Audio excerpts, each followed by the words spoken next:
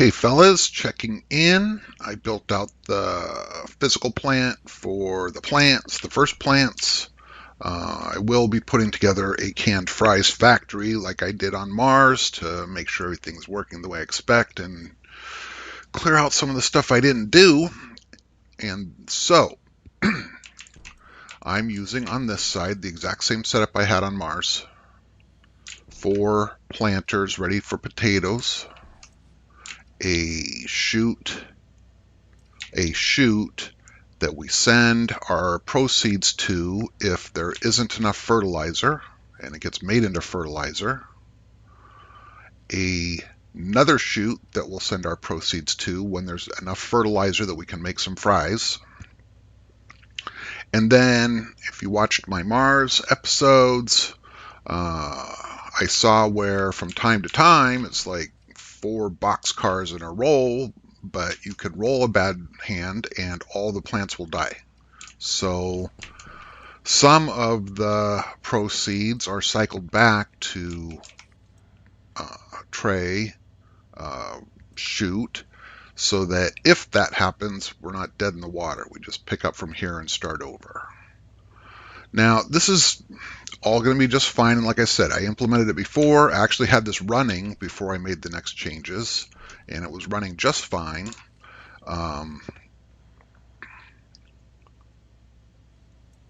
But it's got a problem, and that is when I was on Mars, I was in survival mode, or creative mode.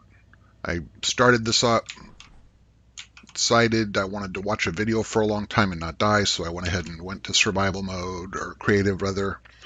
Well, creative stops the food decay, and this plan sucks. This plan is take a potato, make it into fertilizer, or save it off for the worst, if the worst case happens.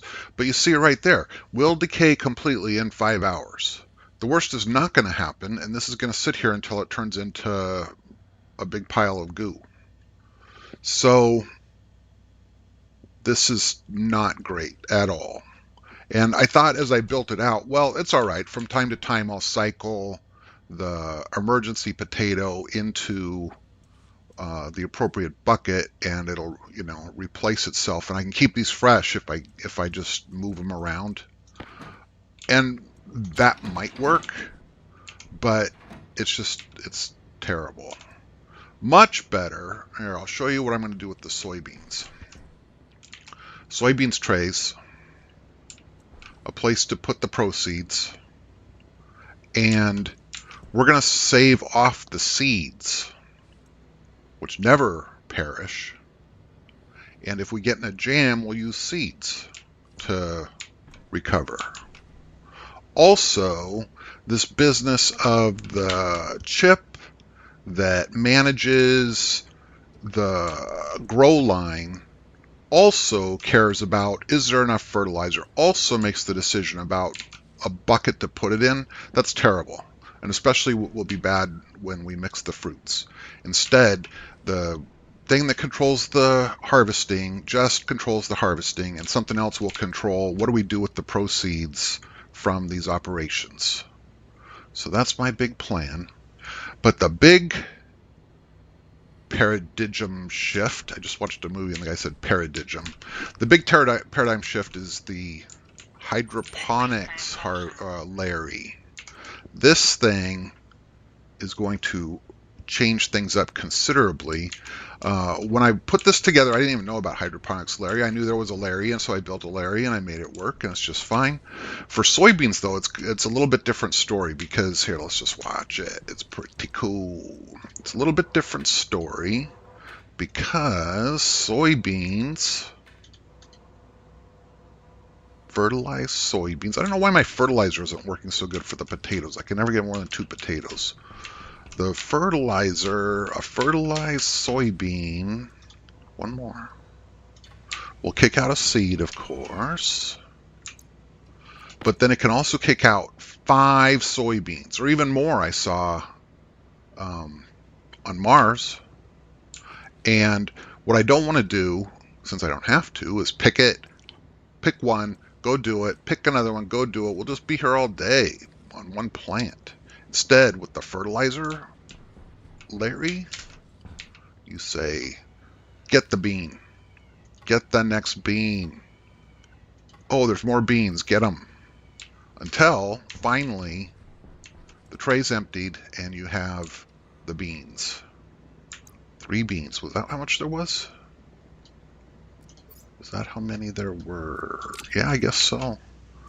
The seed. And then 3 soybeans.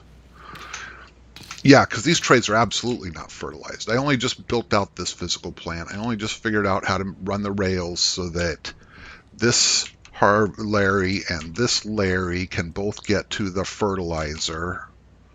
And it was a real mess. I really wanted a T-split here, but there is no T-split to join the two. So instead, I've got the long Larry rail that does it all. And I'll just have to be careful to not let that Larry and this Larry go for the fertilizer at the same moment, which should not be a problem. So that's what's happening in there. And then another thing that I stopped and did right now, because I bailed, or I never got around to it on Mars, and I really want to get it done, of course, with my fully automated food factory, is I did run from the miners into the silos. We have, let's make sure there's enough, some iron and some coal.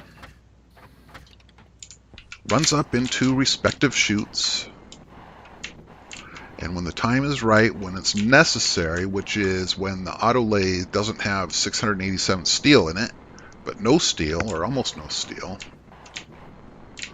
this chip senses that sorry state and when told to do so, come on now, we're doing a demo, it's got to work. I just changed this up. This chip is still happy with its stackers and shite. I just changed up where it got its power, but that doesn't have anything to do with the chip. The chip says the coal stacker, the iron stacker, the button, the furnace, and the auto lathe. And when you push this button firmly, I guess maybe that was it, it brings in the required 3 iron and a coal. This looks like it's a mess, but it'll be all right for our demo. I don't know why it's off. It brings in the required metals, ores, and come on, it manages the furnace. It manages it. Those proportions are wrong. Let me put an iron in there. How's your day going? Are you doing a demo and it's not working? That's always a fun, and by that I mean terrible thing to experience. There happens to be some surplus in that one. So the furnace is up there just burning gas, trying to make steel out of the wrong shit. Or a bad mix of shit, I should say. Let's see, we put that there, use the wrench to get that out of the way for a second, then feed in the missing iron, and it'll melt it. And boom, just like that. Kicks over some iron into the auto lathe, which in its time will be told by the food operation, need another can. So it'll make one. Send it on its way over to the queue. And then the stacker says we only take one at a time and we carefully control it, and drops it into the processor. So that's all cool. And then I did, if you saw my previous episode, build out the automated soybean thingy. And that's working good. Throw in this one. And it'll come a soybean. And I'll feed the soybean in there. And it will just be grand. Anything else? Got the fertilizer machine going. Oh, yeah. This new design's going to require some digital shoot work out here to say, okay, here's your potato. Does it go in there or does it go in over here? But that shouldn't be a problem, right? And then we'll get rid of this overflow and see. So a fresh potato comes in here. And what I did on Mars was try to send it to the emergency pile. And if that thing gets full, then you can make fertilizer out of it. And I thought about making this shorter. And then I thought more about it. And it's like, no. We're going to just use seeds. So I'm going to have to open my greenhouse up one more time. I think I've done it twice already, getting the chutes and everything going the way I want, and they're still not right. So I'm going to evacuate this atmosphere, open some walls, drop in some great design chutes, and then turn back on the potato action, and then code against the new specialized Larry.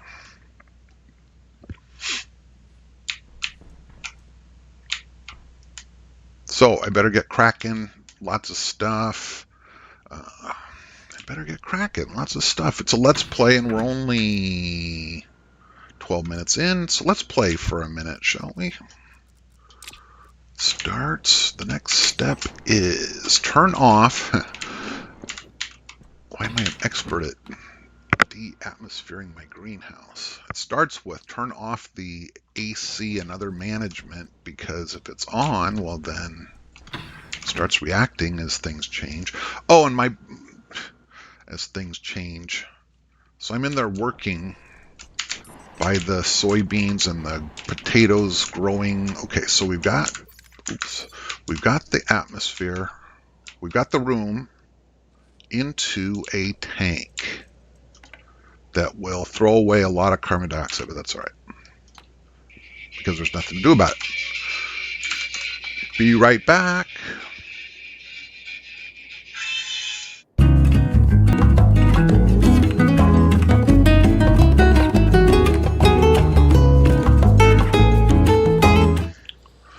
Whoops, that was a longer break than I expected, and I did not pause, apparently, so I didn't die either. That's nice.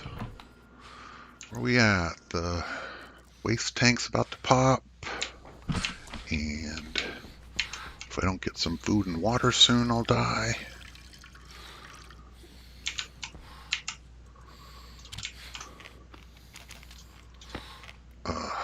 Don't want that up there. What else? Gotta take a shower.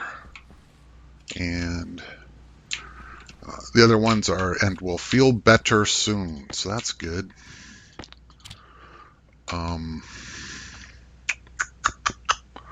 What was I doing? I was walking around with too much shit in my hands. I don't need you or you.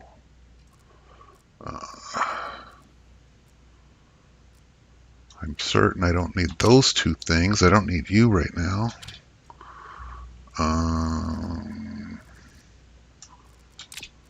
Okay, so what I was doing, I could have pressed the button and be done by now.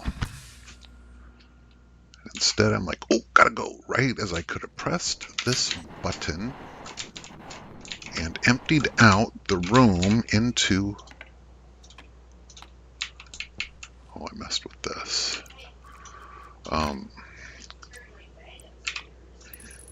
So yeah, this is what I'm doing, is I'm wiring this up, and there it goes, and we'll save all that good air.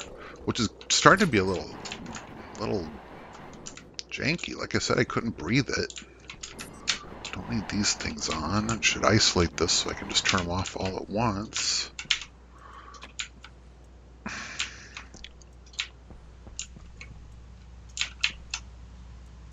There, like that. Good, good. And then the air is a little janky. Oh, so this is funny. So I knew this moment would come. I knew that I would definitely have to evacuate that room. So I just got a big old gas tank Mark II. That gas tank Mark II will go up to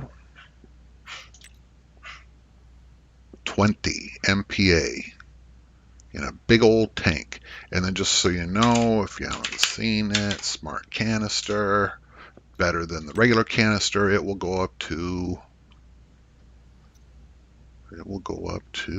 10. So I've got a filler out there, and while we're sitting around, I should adjust it. I got a filler out there that brings it up to like 8 or 9 or whatever. Anyway, somehow, look at this canister. It's 20. If it goes up to 20, same as the other improved thing, look at this, 17.8. And in fact, this one here, 18.3. It was at like 19 when I noticed, gee, this thing's about to pop. But this one, so that was kind of funny. But this one, even worse. I'm like, okay, I need a canister of air. So I plug it in here, and I'm like, oh, volume pump or regulator is going to be so long. I'll just turn on volume pump, and I won't forget to turn it off. 18.3. I caught it by 20 minutes or whatever. But I caught it. And so we're going to take and lash up something like this in that room. And surely that's enough air. Surely that's enough air. Don't call me Shirley.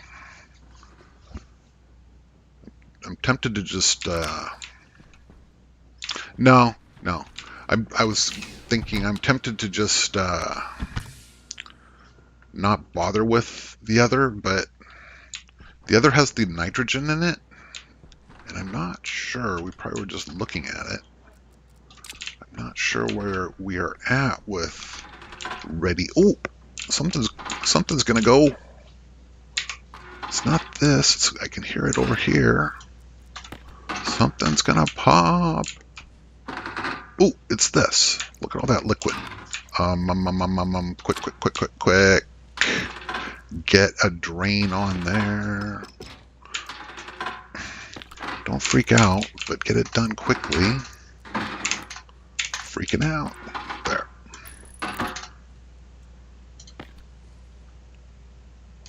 What is going on here? 29 MPa off a regulator that says 30. 30's too much by a lot. How did I ever set these things? It's like crazy numbers. That's plenty of frickin' fuel for the machines, which are off because they're kind of expensive to run.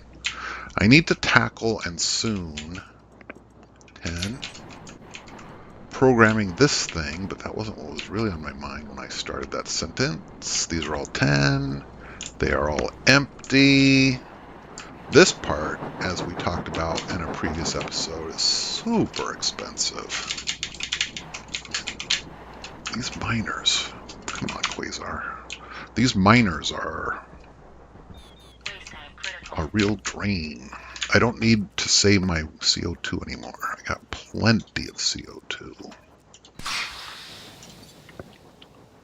These miners are a real drain on my system.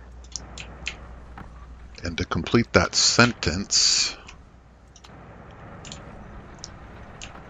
I need to get cracking on another project. So many projects I need to get cracking on. Come on. Learning how to move would be a good one. Look at these. Look at these. Here we have the output from the combustion. And we've looked at this one before. Super hot, lots of pressure. Not a lot of pressure, but over time, important pressure. Look at this one. Out of the GPG, I've been saving up the exhaust. 40 MPa at 839C. That is an important amount of fuel, and it didn't take that long to hit that pressure relief valve because there was so much of it. This is on, but not operational. Good. That certainly isn't. And how are we doing here? The room is emptying out nicely.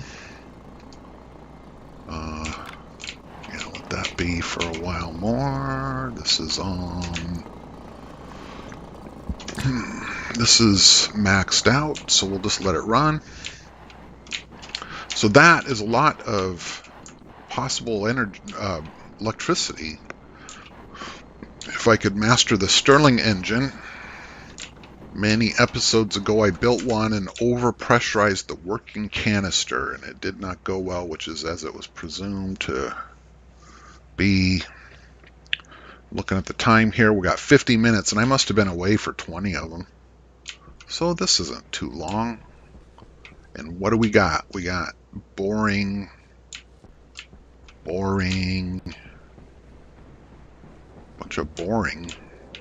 Ha, a bunch of boring, he says as he points to the miners that we're waiting for. What a clever, clever pun. We could do that. I was going to look at the previous video and see exactly what nutty thing I put in the let's just give it a shot with X pressure canister. Alright, so what are we looking at? There's oxygen because I dumped it the last time and there was oxygen in the room. 404 moles of nitrogen that is cold enough it's evaporating a tiny little bit, but that won't be trouble when we open the valve in the room. And yeah, we'll have a nice amount of nitrogen for the beans that require the nitrogen. This surely has settled down a little bit. No stress. And then, oh right, what was I saying? 15 MPa is too much for this thing. Let's not overfill a canister here ever again. Let's go, hell, let's go 12. We don't mind replacing it that often. So what am I saying? I'm saying Stirling generator and a working canister that isn't filled hardly at all. Let's see what happens with the gas. Oh, I'm still not recovered from. My mood is increasing. Oh, and I bet if I take that shower, I'll be even happier. Boop, boop, ba-doop. Lights on, thing on, get out of the water for a second. Oh, it feels good to take such a wonderful, brisk shower. There, now my mood should really be increasing. Good hygiene, in a room, not in a suit, run around naked. How do we do that? Shift key? Yeah, I'm running around naked with a backpack on. I'm running around naked in my boxers. It looks, oh no, that's a tool belt. There we go, in my tidy whities, which look tidy but not so whitey.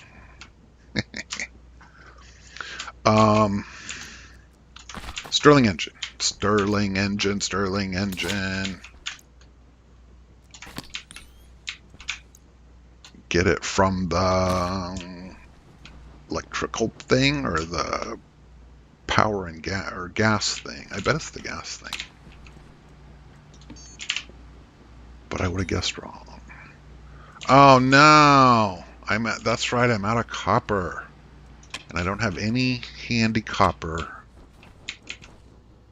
And there was something else. Invar, Constantan. It's the other one with the I that isn't Inconel. I need to make some Inconel and some copper. For sure. You know what I don't have to make anymore? By hand? Steel. I got steel out the wazoo, and we all know how painful that can be. All right, well, I'm going to call it good right here because everything I've got remaining is kind of boring. I'm going to finish emptying out the greenhouse, and then I'm going to fix the chutes for the greenhouse. Then I'm going to atmosphere the greenhouse. Then I'm going to get the potatoes rolling. Then I'm going to get the soybeans rolling. All the while, making sure that I'm always going to have enough steel.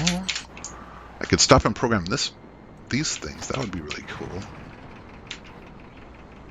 And it shouldn't be too demanding, as I've observed before. Turn the thing on. Wait until the stress starts to go down.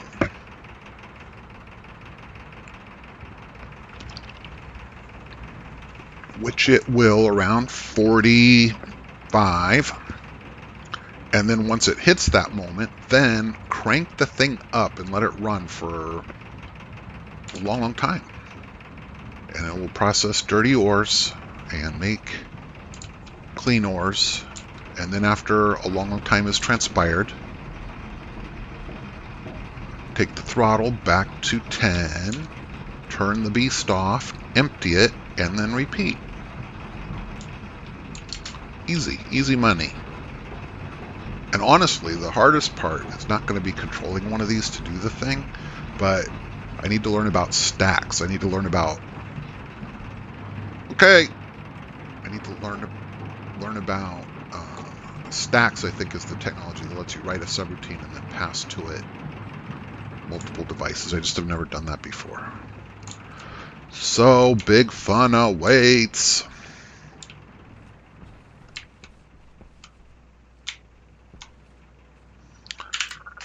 Thanks for watching.